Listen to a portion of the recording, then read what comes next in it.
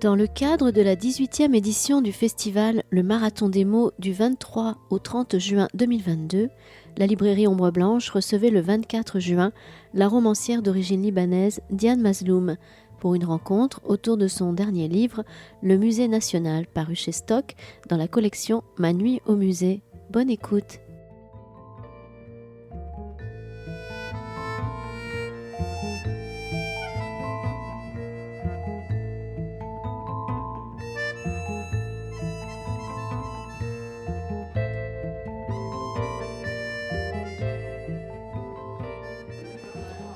Bonjour à tous, merci de votre présence. On est ravis de vous accueillir pour cette étape du marathon, étape que nous allons passer en compagnie de Diane Mazloum, qui nous parlera plus spécialement de son dernier livre, Le Musée national, chez Stock, dans la collection Ma nuit au musée, qui a vu d'autres personnes s'essayer à l'exercice, comme Kamel Daoud ou Leila Slimani, pardonnez-moi, ou Enki Bilal et tant d'autres.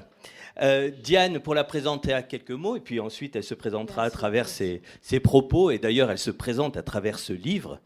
Elle a grandi à Rome, elle a commencé des études d'astrophysique, dont il est question du reste dans ce livre, à l'université Pierre et Marie Curie à Paris.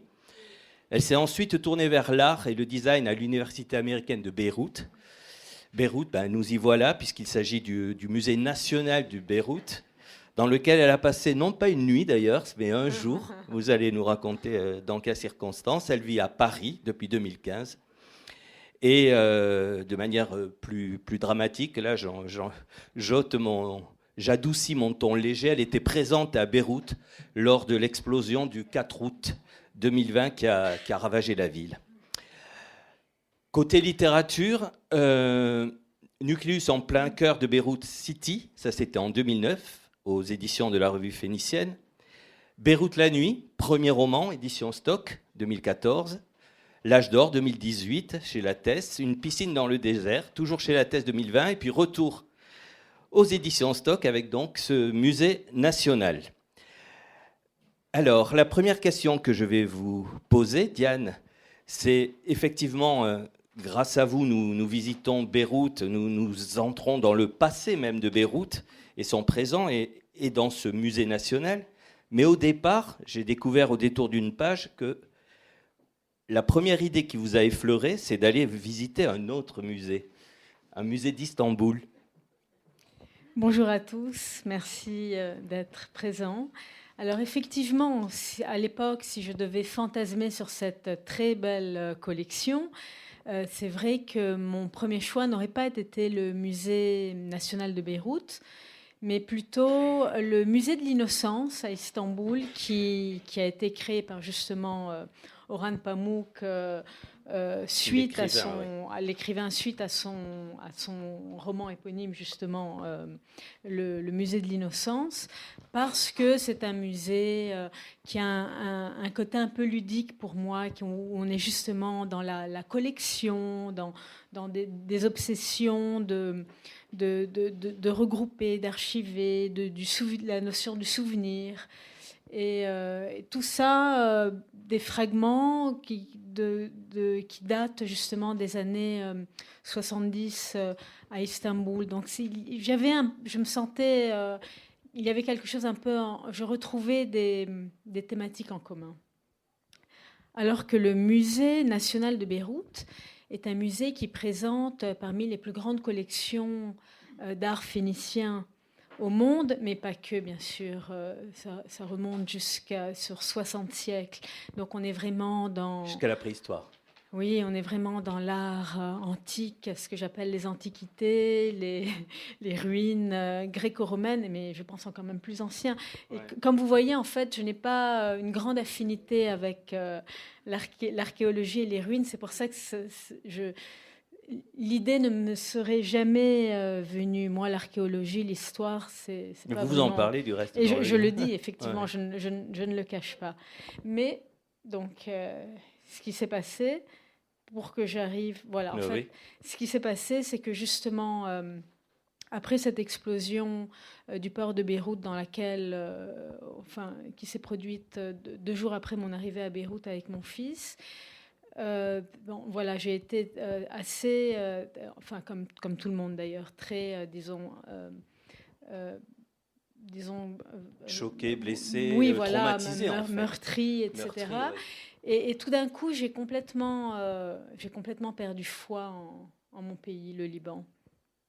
Et à tel point qu'en me relevant des décombres de l'appartement, ma première réaction a été de me dire « je ne suis plus libanaise ». Je n'ai pas dit je suis autre chose, parce que bon, c'est vrai, je suis née en France, donc je suis aussi française.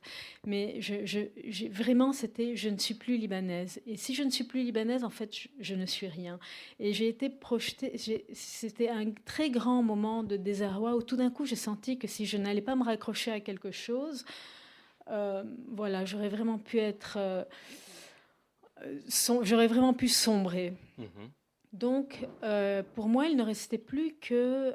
En fait, s'est imposé à moi le musée national comme ça, où tout d'un coup, je me suis dit que c'est le seul endroit où j'aurais pu encore me sentir peut-être en sécurité, protégée en son sein par ces murs solides et épais. Et c'est là où, malgré moi, j'ai ressenti le besoin de passer cette nuit dans le musée national de Beyrouth, ce que j'ai fait quelques mois plus tard. Alors, cette nuit ou plutôt ce jour, racontez-nous. Alors, il y a déjà eu plusieurs livres qui sont parus dans cette très jolie collection, et parmi les plus grands musées de France et d'Europe, le musée du Louvre, etc.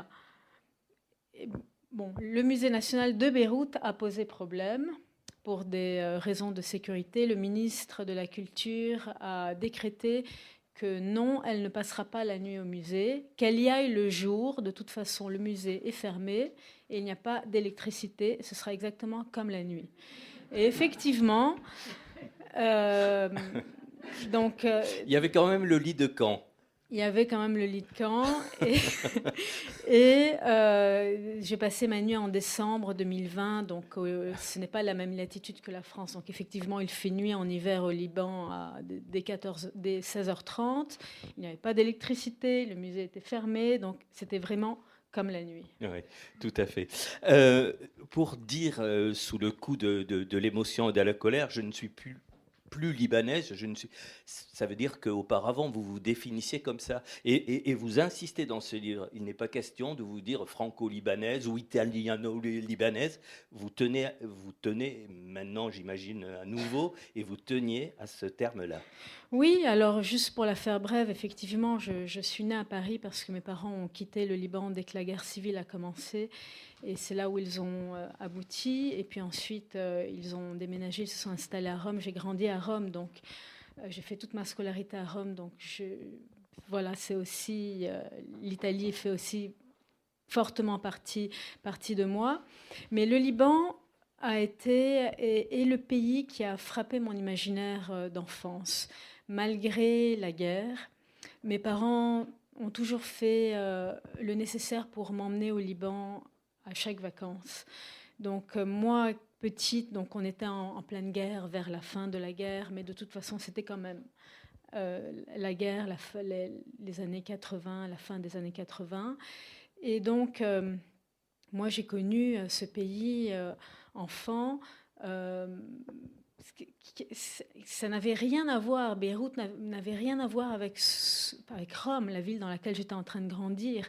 C'était une ville qui était chaotique, humide, bruyante, très sensorielle, où on parlait le français, mais ce n'était pas du tout une ville française, mais ce n'était pas non plus une ville arabe, même si on y parlait aussi l'arabe. C'était une ville très contrastée et très contradictoire. Et je pense que, en fait, tout s'est joué à ce moment-là pour moi en termes d'obsession par la suite artistique ou créative. C'est-à-dire que c'est vraiment à ce moment-là, au moment de mon enfance, où on est réceptif à tout, où j'ai été très réceptive à ce Beyrouth-là, où justement il n'y avait pas d'électricité, il n'y avait pas d'eau, on entendait les bombardements, et en même temps, j'étais dans une bulle de famille, mais tellement, tellement chaleureuse, conviviale, amicale, que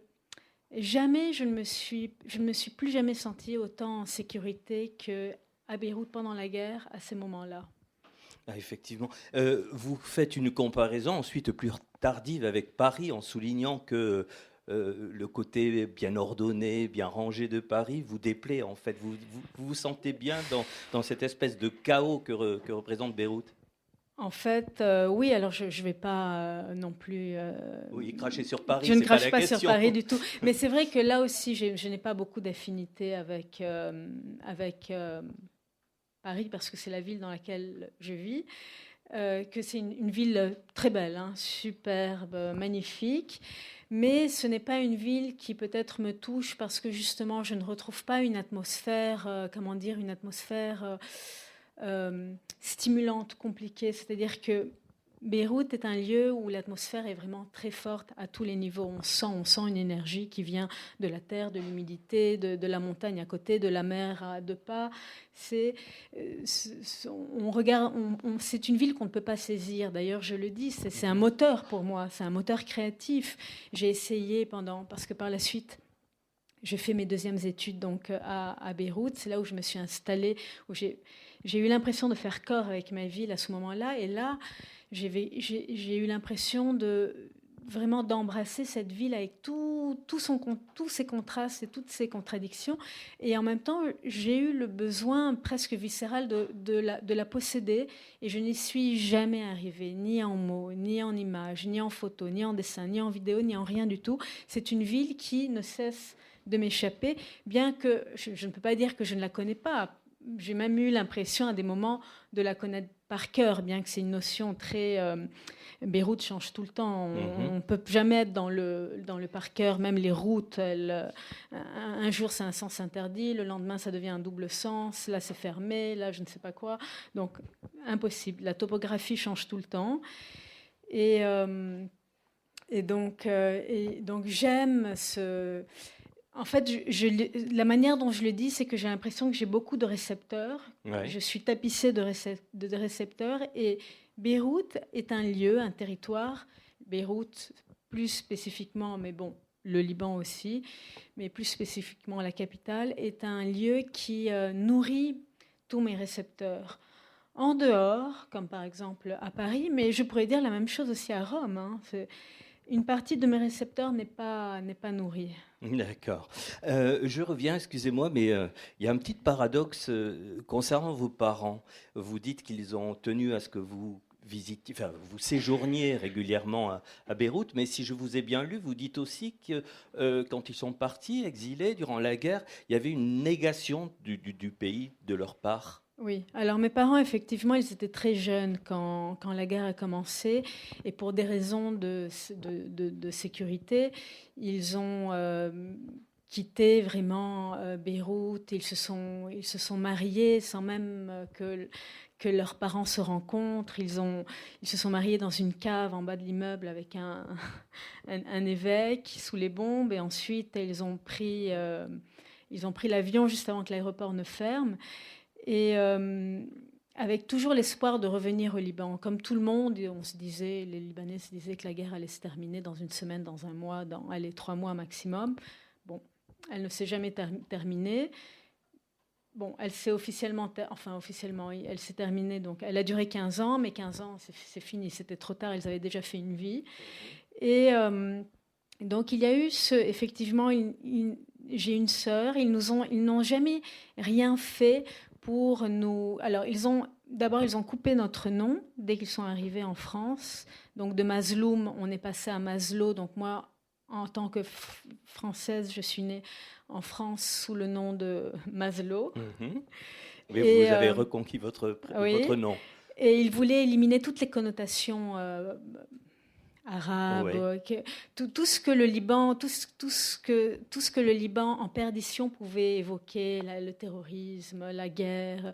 Pour eux, c'était quelque chose de très honteux en fait. Durant leur adolescence, ils avaient connu ce fameux âge d'or, et c'est aussi quelque chose, cette douceur de vivre qui leur avait été vraiment, qu'ils ont vécu. Bon, peu, mais qu'ils ont vécu et qui leur a été transmis par leurs parents, cette douceur de vivre, cet âge d'or. Et tout d'un coup, cette barbarie, ils n'ont pas supporté. Donc ils n'ont rien fait, ils ne nous ont pas appris l'arabe. Et ils nous ont même demandé, à ma sœur et moi, d'éviter de dire qu'on était libanaise. Donc il y avait toujours quelque chose d'assez... Il fallait toujours un peu camoufler. Ça marchait parce que mes parents ont l'air purement cosmopolites et parlent le français, l'italien, l'anglais. Donc ça marchait. Mais il y avait toujours quelque chose de caché et le Liban était toujours présent. Il était présent à la télé, aux nouvelles. Vous dites présent par son absence. Oui, même si ils essayaient tout le temps de le cacher, il était présent par son absence à Rome, à travers les nouvelles, à travers, je voyais l'inquiétude de ma mère qui essayait d'appeler ses parents, la ligne qui ne marchait pas, etc. Et il s'incarnait pendant les vacances quand on y allait. Et effectivement, tout ça, je le raconte dans le livre. Oui, on comprend. Puisque c'est un livre, enfin, cette collection appelle à des textes plus intimes, plus personnels. Moi, j'ai l'habitude d'écrire, enfin, j'ai écrit des romans.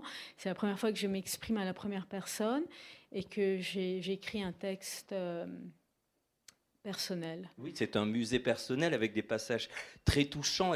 Et pour revenir à l'enfance, vous dites, et là encore une fois, je cite les mots que vous utilisez, vous parlez d'obsession pour la mort et le gâchis, très jeune. Oui, ça vient du Liban, ça. C'est parce que même si j'ai grandi protégée et loin de la guerre, là aussi, la mort et le gâchis étaient j'ai été familiarisée avec ces notions très rapidement. D'abord au Liban, même petite, donc je parle de l'âge de 3 ans, 4 ans, on sentait la mort présente, le danger. Ça enlève la joie de vivre ou pas? Vous étiez une petite fille heureuse, gaie, joyeuse ou... Non, ça n'enlève pas du tout. C'est quelque chose qui vient s'ajouter en fait à une joie de vivre ou un bonheur. C'est un ajout en plus. Et là aussi, ça s'est passé malgré moi. Enfin, j'imagine, je ne vais pas faire de la psychologie facile, mais je suppose que c'est tout à fait lié à toute la violence qui se jouait au Liban. Même si on nous protégeait, on ne pouvait pas ne pas... Ça retombait dans nos oreilles. Mais rien qu'au journal télévisé, d'entendre un bombardement d'obus, des obus sur Beyrouth, moi je ne savais pas c'était quoi un obus et j'imaginais vraiment que c'était des boîtes de conserve grises qui tombaient comme ça, que c'était une pluie de boîtes de conserve. Mais après, je voyais dans les magazines, par exemple Paris Match, quand il y a eu en 1989 l'assassinat de Dani Shamroun, ça a fait la une du Paris Match, la couverture. Bon, ça aussi, ça a été un traumatisme, lui, sa femme et ses enfants. J'étais en fait consciente de tout. On croit qu'un enfant, peut-être on peut lui cacher, mais même si on lui cache, moi en tout cas, j'étais vraiment consciente de tout. Et mes parents parlaient libanais entre eux, croyant que ma sœur et moi, on ne comprenait pas, et on comprenait tout. Donc... On va pénétrer dans le musée, mais avant quand même, il y a d'autres choses à souligner. On découvre votre enfance, on découvre aussi l'écrivain que vous êtes. Vous dites qu'au départ, vous cherchez votre écriture à travers même ce qu'évoque le Liban, oui. Et que vous commencez par écrire sous forme de fragments. Voilà. Très en phase avec ma ville, où justement d'une rue à l'autre on est propulsé dans des univers complètement différents, avec des accents, des coutumes, une culture différente, mais vraiment d'un pas à l'autre. Beyrouth, c'est une agglomération de micro-univers. Donc dans ma pratique artistique à l'époque, où j'avais choisi comme premier outil d'expression l'écriture, je voulais, à l'image de Beyrouth, commencer par écrire sous forme de fragments, c'est-à-dire un livre que, par exemple, on aurait pu ouvrir n'importe où, à n'importe quelle page, lire un morceau, le refermer, le reprendre plus tard, le rouvrir. Je ne voulais pas du roman classique, mais en fait, ce qui s'est passé, c'est qu'après l'université, c'est quand même une bulle aussi. Là aussi, j'ai été confrontée, en fait, en sortant de l'université, à la réalité du contexte. Donc, effectivement, là m'a été renvoyé le fait que je ne suis pas née au Liban, que je n'ai pas vécu la guerre, que je ne parle pas bien le libanais. J'ai ressenti la force de ces lacunes on m'était projetées au visage, même dans le sens où on ne me prenait pas pour une Libanaise légitime. Et donc là, ça a donné lieu à une petite, des vagues moments de quête d'identité, où c'est vrai, après tout, qu'est-ce que je suis? Bien sûr, je suis libanaise, mais si dans mon propre pays, je ne lis pas l'arabe, c'est à peine si je comprends parfaitement, mais c'est à peine si je réussis à parler, je ne suis pas engagée politiquement, etc. Se poser la question de qu'est-ce qui me constitue en tant que libanaise. La légitimité. Oui, la légitimité, bien sûr. Et donc... Et c'est là où je me suis sentie, c'est un peu à l'image de mes personnages dans mon premier roman, assez sans repère. Et surtout que Beyrouth, dans les années 2000, enfin Beyrouth, alors aujourd'hui c'est pire, mais de toute façon, le Liban, c'est vrai que c'est difficile d'avoir vraiment des repères. Il n'y a pas vraiment de repères historiques, on manque d'une base commune, d'une base historique. Et pour me raccrocher à quelque chose et justement ne pas vaguer, j'aurais pu passer ma vie à vaguer comme ça dans le vide en contemplant. C'est là où je me suis raccrochée à la forme du roman classique. Et c'est comme ça que j'ai pu écrire mon premier roman. Premier roman dont on retrouve des personnages. Ah oui. Allez, pourquoi les avoir convoqués? Tout d'un coup, voilà, on est dans la réalité la plus totale, et puis tout d'un coup surgissent des personnages fictifs qui sont ceux que vous aviez mis en scène lors des romans précédents. Eh bien, dans le musée, justement, alors une partie dans le musée fait écho à ce que je vous dis justement. Dès que je rentre dans ce musée, qui n'est pas grand, mais qui a quelque chose de solennel, mais tout en gardant une certaine chaleur humaine.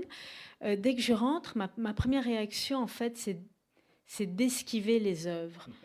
Vraiment, je n'y connais rien. Je ne sais pas comment parler d'un colosse, parler d'un sarcophage.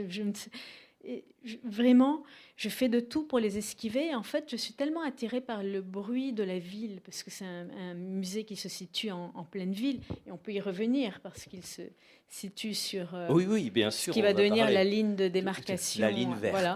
Mais en tout cas, donc mon premier, avant de passer à ce sujet-là qui est très, très important par rapport au musée, absolument, oui.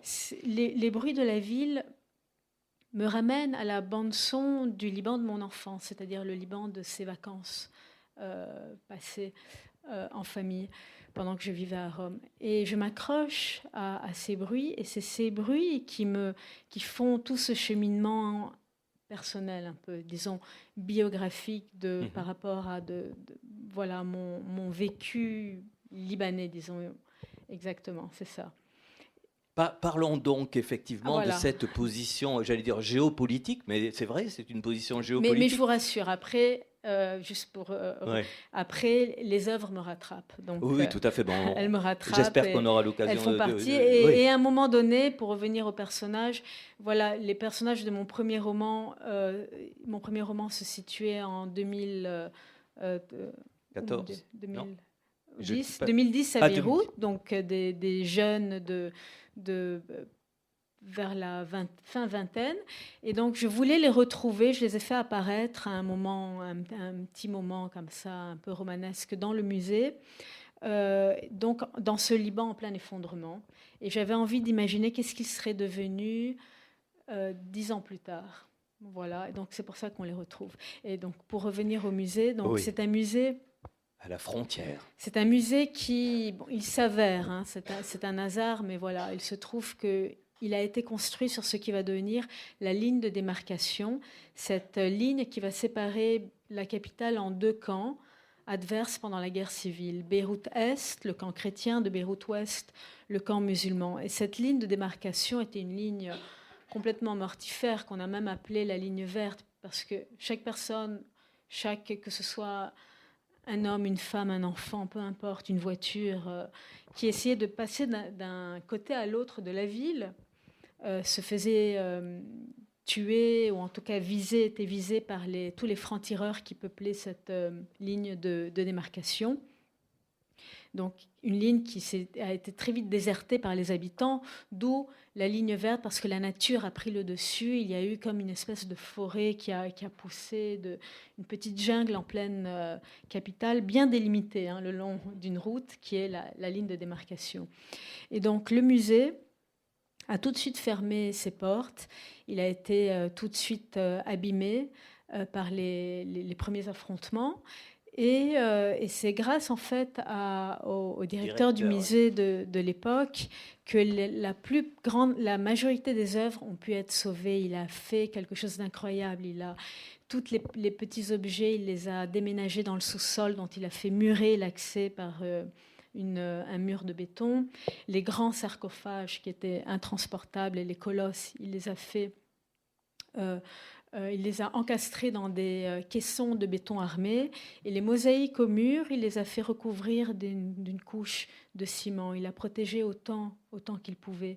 Et le musée fermé a tout de suite été habité, en fait. Il a tout de suite été habité par toutes les milices libanaise possible, que ce soit de gauche que de droite. Il a servi de baraquement, mais pas que les milices, les armées, l'armée libanaise, l'armée israélienne, l'armée syrienne, si bien que, par exemple, il emporte encore les traces jusqu'à aujourd'hui. Par exemple, depuis l'intérieur du musée, il y a une très vieille mosaïque qui présente un trou, ce qu'on appelle le trou du franc-tireur. C'est un de ces miliciens qui a jugé bon créer son petit poste de tir depuis l'intérieur du musée, le sniper. Donc il a explosé, il s'est dit c'est là le meilleur endroit. Il a explosé sans le vouloir. Il s'avère que la mosaïque était dans sa ligne de mire, un coin de mosaïque, et il a fait sa petite hutte, son petit cocon là, sa petite machine à tuer. Et c'est depuis cet emplacement, il tirait sur toutes les personnes qui essaient de passer d'un côté à l'autre. Et aujourd'hui, on retrouve encore cette mosaïque dont le ciment a été enlevé, avec le trou du franc-tireur. Et c'est expliqué ça aux visiteurs, oui, il y a un petit texte, bien sûr, à côté. Donc c'est aussi devenu un musée de la guerre. C'est aussi devenu un musée de la guerre. On trouve des traces de cette guerre. Le grand colosse de Byblos qui présente les traces de feu sur le bas de son corps, parce que les habitants ont eu froid. Les habitants du musée, l'hiver, ils ont eu froid aussi. Donc ils ont fait des feux sur certains sarcophages. Et le colosse de Byblos, donc on retrouve ces traces. Et puis, il y a eu un ajout dans les vitrines de la galerie ambulatoire. Il y a la dernière vitrine. Les vitrines sont placées en ordre chronologique. La dernière vitrine est une vitrine qui regroupe certains morceaux d'objets qui ont été calcinés, détruits, agglutinés par les bombardements et les tirs. Vous avez évoqué les sarcophages, on peut en savoir davantage parce que c'est une des pièces maîtresses de la collection. Alors il y a au sous-sol, donc là où pendant la guerre ont été cachées une grande partie des œuvres, le sous-sol a été aménagé et présente l'art funéraire de toutes les œuvres qui ont été trouvées sur le territoire libanais. Aussi, c'est très symbolique. Oui, c'est là, et donc voilà, c'est donc des sarcophages, des jarres, tous les objets que les gens transportaient avec eux qu'on mettait avec eux dans leur dernière demeure. Et il y a une collection d'anthropoïdes. C'est celle-ci dont vous parlez. Oui, absolument. C'est la plus grande collection au monde d'anthropoïdes. Donc je suis allé voir, c'est magnifique. Ces hommes sculptés dans du marbre blanc. J'ai déjà oublié la date, mais on parle, c'est 8000 ans avant Jésus-Christ.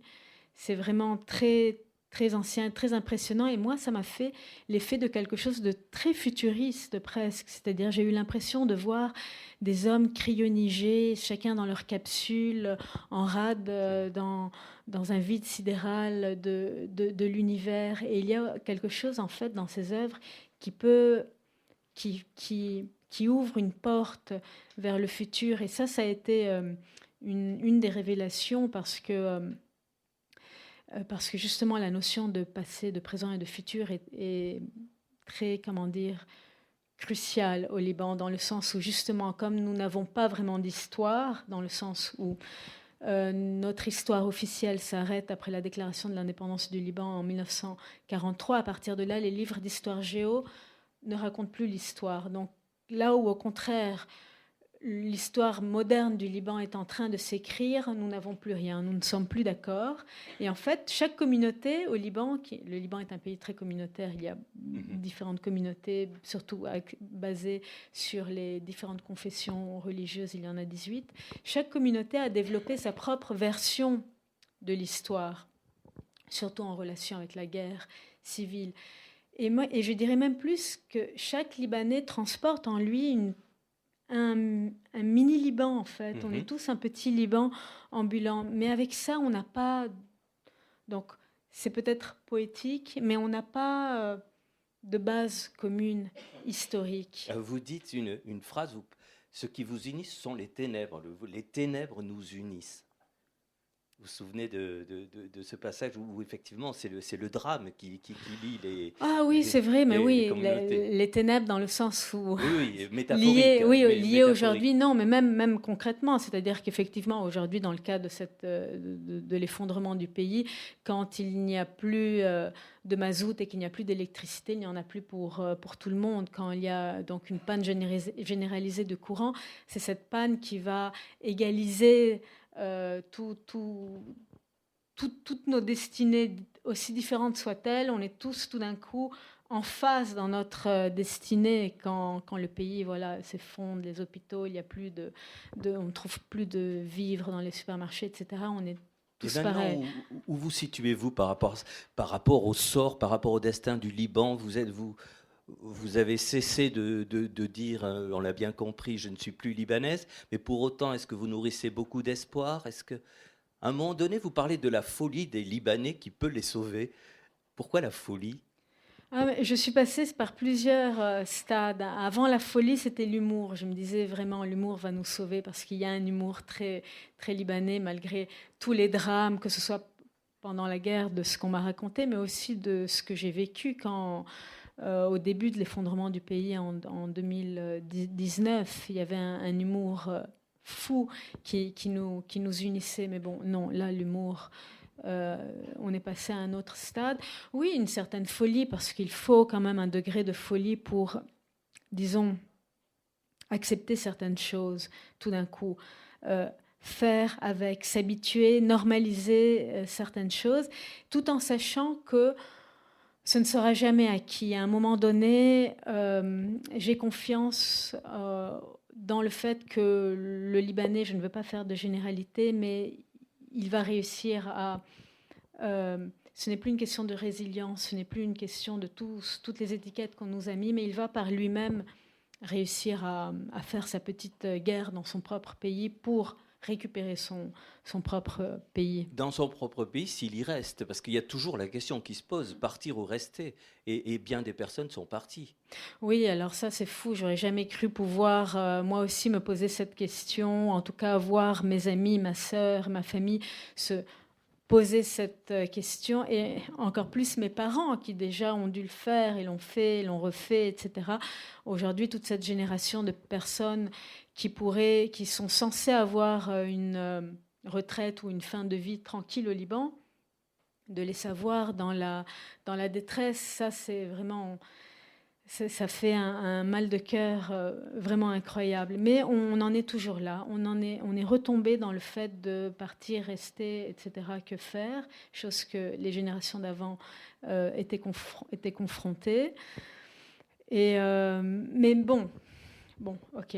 Pour revenir sur votre question moi je ne suis plus libanaise, ça a duré très peu. En fait, oui, je m'en suis douté. De toute façon, on n'y croyait pas après avoir lu. Non, je suis tout à fait libanaise. Mais cette nuit, entre guillemets, dans le musée, en fait, m'a permis de...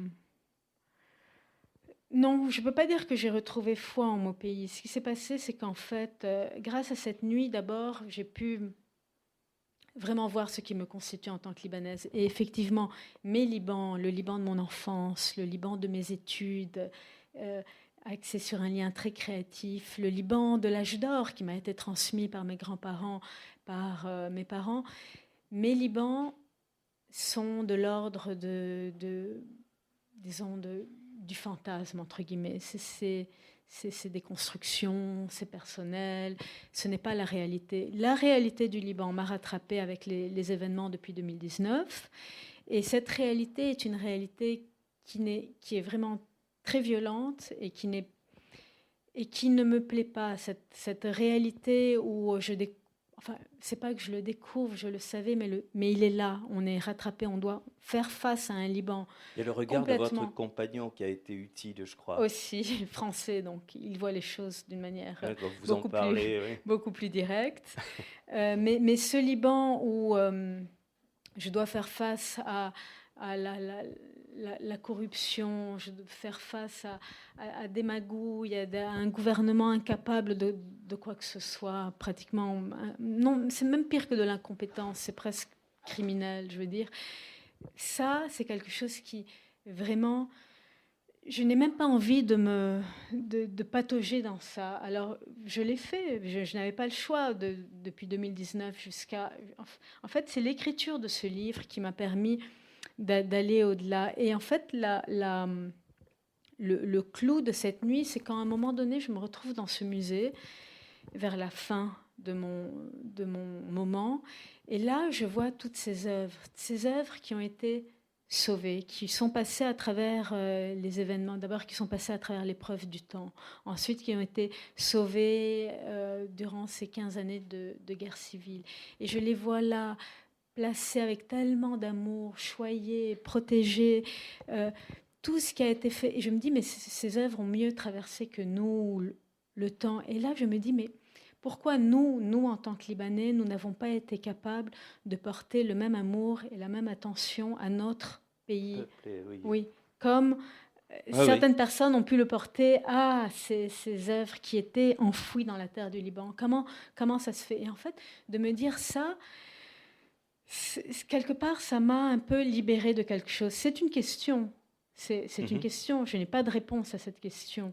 Mais de me poser cette question a été un peu libérateur. Et c'est ce qui m'a permis de prendre cette distance salutaire dont j'avais besoin avec ce Liban, qui est le vrai Liban, c'est-à-dire la réalité du Liban pour lequel je ne peux rien et je ne vais pas aller me mettre à patauger dedans, dans ces choses qui ne sont pas... Est-ce que vous connaissez le rapport qu'entretiennent les Libanais avec ce musée?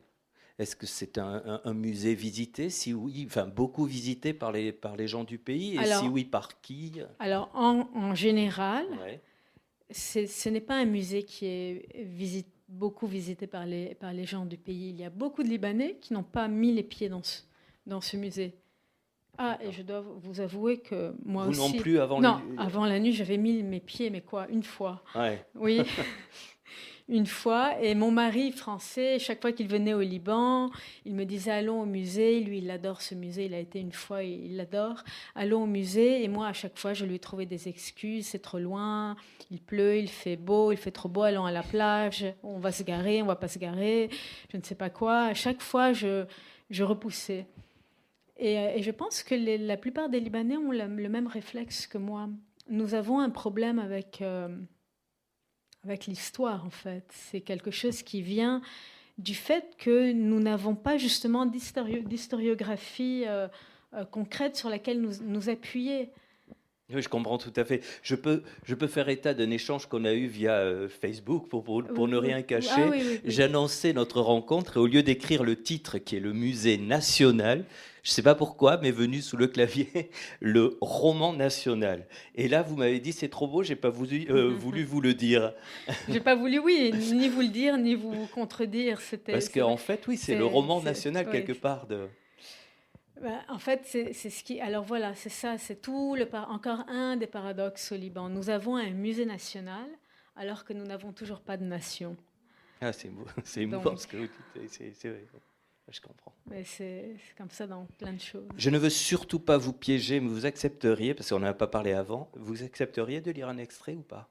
Si vous en avez un Ah prévu. non, celui que vous souhaitez. Je vois Vous pas voulez trop. Bon, écoutez, ce que je vais faire, c'est que je vais me tourner vers les personnes qui vont vous poser des questions, je l'espère. D'accord. Et si jamais vous voulez piocher dedans et lire un extrait, mais sinon, vous sentez surtout pas obligé. Hein.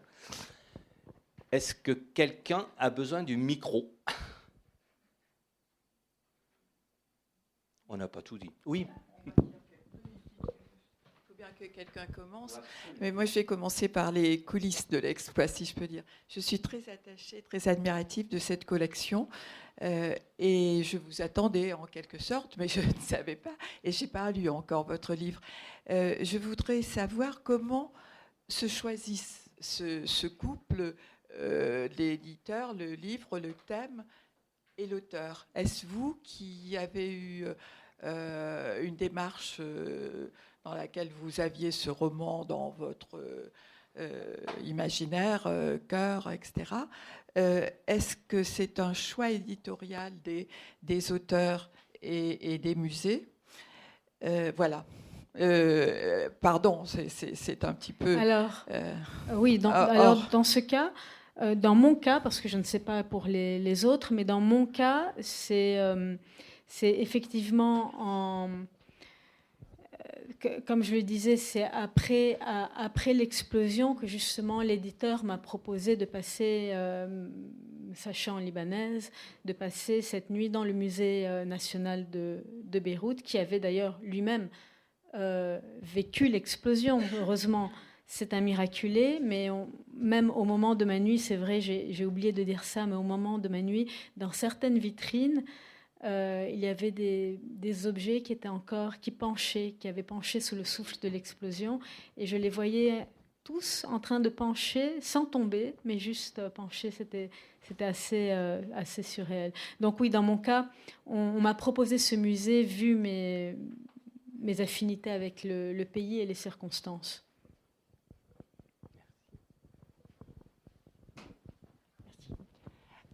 Moi, je vais vous poser une question brève et pourtant peut-être très longue pour vous. Est-ce que vous pourriez nous dire quelle est votre langue maternelle ?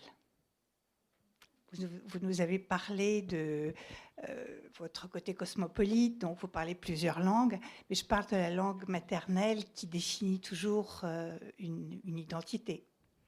Oui, alors effectivement, je pense que ma langue maternelle, en tout cas celle dans laquelle mes parents m'ont parlé, c'est le français. Mais j'ai un rapport très fort avec le libanais, qui est pour moi tout aussi maternel parce que c'est la langue du cocon. Parce que le libanais, c'était cette langue que mes parents parlaient quand ils ne voulaient pas qu'on les écoute, mais en fait on comprenait. Mais en même temps, c'était la langue du Liban que je retrouve, voilà, de la famille. Et l'impression que j'ai eue en fait quand on vivait à Rome, ma mère, mon père, ma sœur et moi, c'est qu'on avait vraiment formé un pays à nous quatre, justement par la force de cette absence du Liban. Et puis bon, je veux dire, c'est quelque chose qui pesait sur mes parents et qu'on ressentait. J'ai toujours eu cette impression qu'on a formé un pays à nous quatre. Et donc, le Libanais faisait aussi partie de ce pays à quatre. Et l'italien, je ne dois pas l'oublier parce que là je raconte, mais il arrivait un moment où mes parents étaient assez inquiets parce qu'on ne parlait plus qu'italien et plus vraiment français. Et donc ils ont essayé de remettre un peu le turbo sur le français. Mais j'écris en français, donc oui, ça veut sûrement dire quelque chose. C'est ce que j'allais vous dire, vous n'écrivez pas en italien. Non. Et vous avez épousé un français. Oui. Ça fait beaucoup.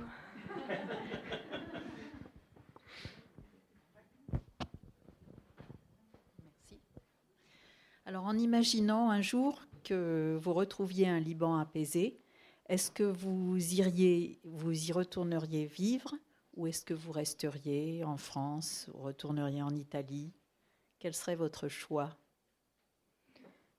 C'est très difficile parce que moi, j'aimerais bien vivre au Liban.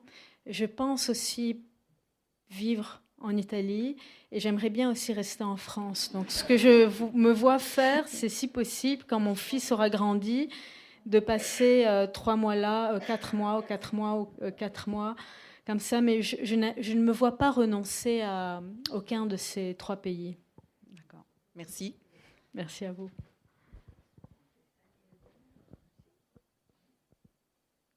Mais vous allez devoir lire, si. Oui, j'ai un, je vais essayer de le retrouver.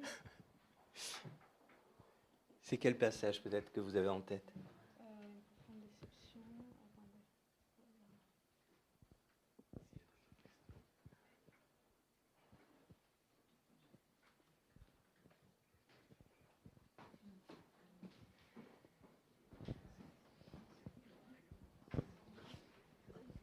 Bonjour.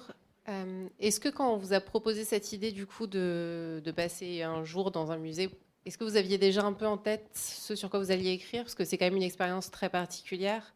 Du coup, est-ce qu'on parle de l'histoire? Est-ce qu'on parle des œuvres? Est-ce qu'on parle de soi?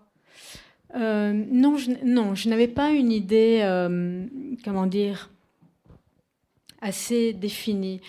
Mais comme on me l'a proposé après l'explosion du port, j'ai senti, je savais que j'allais parler de mon lien, de mon rapport au Liban, et tout en faisant écho avec, tout en restant, voilà, en phase avec l'actualité, qui est, en fait, ce qui se passe au Liban est aussi très historique pour nous, historique dans le mauvais sens du terme, mais quand même historique. Donc, j'allais probablement, voilà, essayer en fait, de clarifier mon rapport au Liban, ce que j'ai eu l'impression de faire, et d'évoquer cette actualité dont on ne s'en sort pas. C'est-à-dire, c'est très difficile de l'évoquer parce que c'est une actualité qui change. Enfin, en même temps, elle ne change pas. Elle est assez, elle est toujours en état. Enfin, on parle d'un effondrement, mais c'est vrai que en termes de détails libano-libanais, ça évolue tous les jours. Et puis, je gardais en tête, je savais, j'étais très consciente de l'endroit où j'étais. Et c'est un endroit quand même, le Musée national de Beyrouth, qui dégage quelque chose d'assez sacré. Et c'était très important pour moi, même si je ne sais pas les dates, je ne sais pas là le sarcophage, le colosse, je n'ai pas ce genre d'affinité, je pouvais quand même ressentir quelque chose de très solennel se dégager des œuvres, du lieu. Et c'est quelque chose dont je ne pouvais pas juste laisser passer. Il fallait que je m'imbibe de ça et que j'essaie de le... Et pas d'en faire quelque chose, mais finalement, c'est justement le musée et ses œuvres, le lieu, qui m'a vraiment aidée dans ce que je vous disais, à me poser cette question qui est la question la plus importante pour moi, de savoir voilà, pourquoi là on a réussi, mais là on n'a pas réussi. Et c'est vrai qu'en sortant du musée, ce que je me suis dit, c'est que le Musée national de Beyrouth représente tout ce que le Liban n'a pas réussi à être. Oui, je le cherche, il est là. Alors, on va clore cet entretien par une petite lecture. Et puis, bien évidemment, les livres sont à votre disposition au fond du magasin, si vous voulez poser quelques questions supplémentaires à Diane. Le moment où je parle de Beyrouth. Ah, voilà. Alors, c'est quel genre de passage Alors, un petit... Ce qui vous fait plaisir.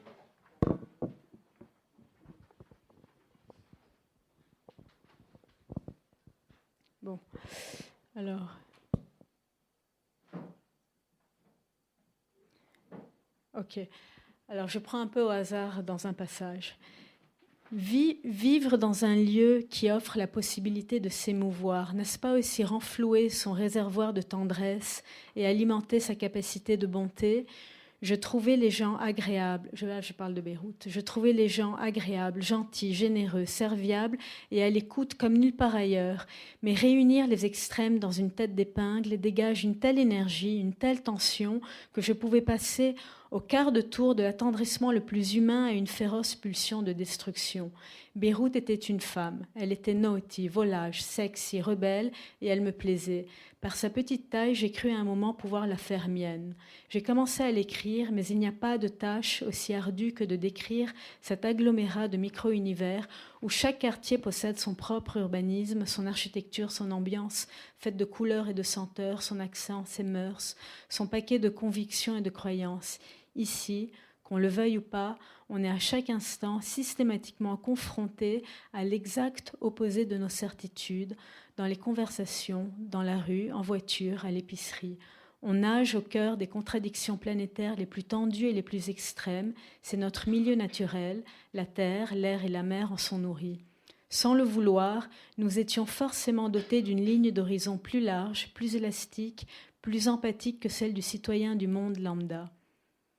Chaque communauté offrait une nouvelle facette à épouser et chaque facette assimilée, incorporée, agrégée en nous, à notre organisme, augmentait le nombre de capteurs de complicité distribués sur le corps. Pourvus d'antennes invisibles, sillonnés de récepteurs particuliers, je nous imaginais des humains d'un autre type, des êtres hors normes, libres et brillants, au potentiel affectif supérieur à la moyenne, capables de percevoir l'existence avec la même sensibilité. Que personne ne puisse comprendre le Liban, je m'en réjouissais de la même façon que m'enchantait un certain esprit 100% libanais. C'était juste pour illustrer ce que je vous avais dit. Merci beaucoup, Diane. Merci à vous. Merci. À vous. Vous avez une petite question? Alors, très très vite, pardonnez-moi, mais... Très vite, mais je n'ai pas envie de la lui poser à deux, simplement. Dans cette trinité France, Italie et Liban, puisque je suis férocement italienne de sang et d'âme, pouvez-vous nous dire quelle est la petite part et romane d'Italie, alors, juste en quelques mots? Puisqu'on devine la France, on devine... le Liban, enfin plus. Pour moi, il y a beaucoup de similitudes. Il y a certaines similitudes entre le peuple libanais et le peuple italien, notamment dans l'humour, le fatalisme, ce côté un peu tragicomique. Et personnellement, dans ma vie de tous les jours, j'ai tendance à m'énerver en italien. Je m'énerve toujours en italien. Merci à vous tous. Bon marathon. Bon marathon, Diane aussi. Merci à vous, merci Brice, c'était super.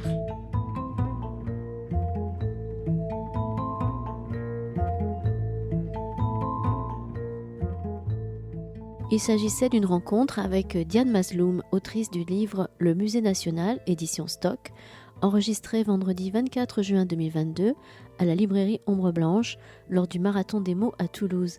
Chez Stock, Diane Mazloum a fait paraître en 2014 Beyrouth la nuit et chez Jean-Claude Lattès L'âge d'or en 2018 et Une piscine dans le désert en 2020. Réalisation et mise en onde de la rencontre Radio.